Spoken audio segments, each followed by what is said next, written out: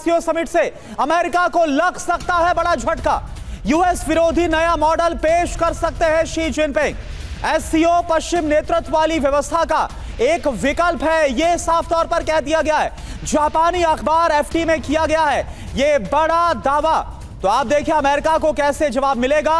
America को बड़ा झटका लग सकता है, यूएस विरोधी नया मॉडल पेश कर सकता है, यानी अमेरिका पर जो निर्भरता है वर्ल्ड इकोनॉमी की और एक तरह से वहां पर जो ध्रुवीकरण करने की कोशिश की गई उसकी खाट के तौर पर एससीओ समिट में चर्चा होने वाली। तो दुनिया के नक्शे पर एससीओ की पावर क्या है यह आपके लिए समझना बहुत जरूरी है।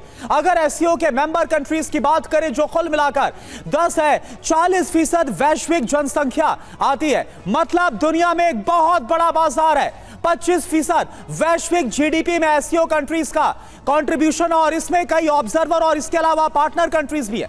मतलब क्या है, विकास का जो ग्रोथ इंजन है। UEM Jaipur is a perfect target for prospective students aspiring for good jobs, good education with future-ready skills. वो दुनिया के लिए एससीओ ही है। रूस, चीन, ऊर्जा गठजोड़ अगर हम बात करें तो क्या होगा, इससे पश्चिमी देशों को एक बड़ा जवाब मिलेगा।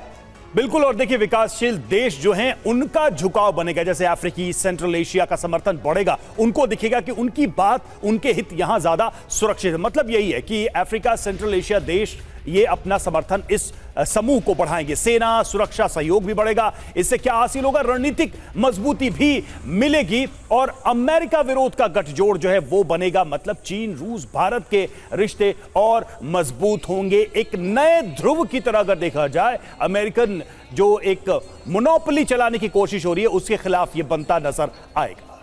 अब आप देखिए एससीओ बनेगा भारत और चीन के रिश्तों का क्या टर्निंग पॉइंट, क्योंकि बीते 5 साल की बात करें, पहले जो हमने देखा था कि किस तरह से जो गलफान झड़प के बाद जो हालात बने थे, क्या उन हालातों में एक बड़ा जो बदलाव है वो आएगा। देखिए 7 साल के बाद चीन के दौरे पर प्रधानमंत्री, यानी कि आखिरी जो था वो साल 2018 में गलफान संघर्ष, इस झड़प के बाद संबंधों का एक नया अध्याय अब देखने को मिल सकता है।